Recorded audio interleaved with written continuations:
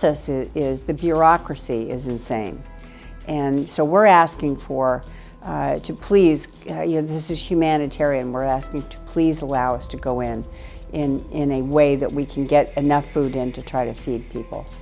And make it a little bit easier to do so. I understand why checks and balances are in place. I do understand, and I'm not suggesting not to do that.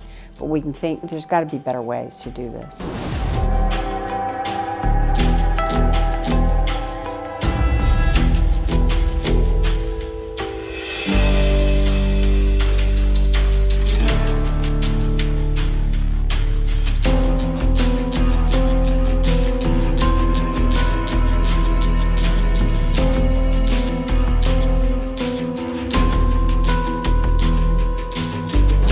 Nous avons beaucoup discuté de l'impérieuse nécessité d'agir sur le terrain humanitaire. Nous voyons bien la détérioration sérieuse de la situation humanitaire et l'importance de développer l'ensemble des mesures possibles pour garantir l'accès aux équipements et à l'ensemble de l'aide dans le secteur humanitaire, nourriture, eau, électricité, médicaments. Nous devons être extrêmement engagés, y compris avec des corridors humanitaires, y compris avec des pauses humanitaires pour permettre à l'aide d'arriver vers ses destinataires.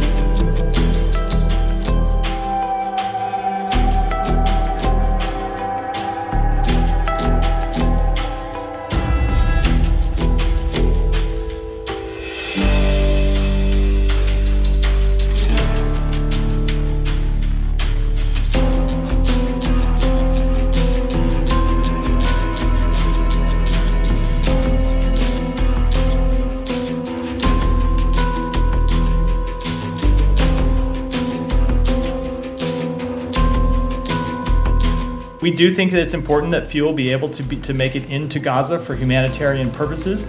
Obviously, the aid workers who are delivering humanitarian assistance through Rafah and then onward inside Gaza need to be able they need fuel to be able to advance those deliveries. Fuel is important for the provision of medical care. Fuel is important for desalinization.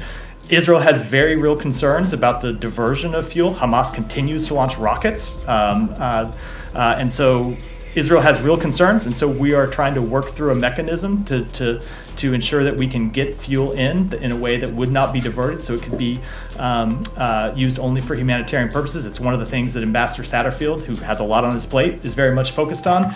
I don't have an update to give today, but it's something that we are trying very hard to effectuate.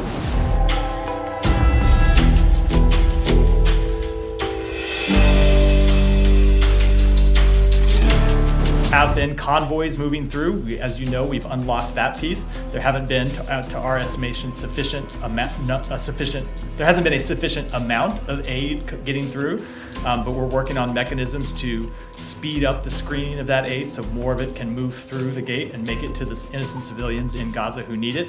And we continue to work to unlock the very difficult kind of practical problem of getting American citizens out.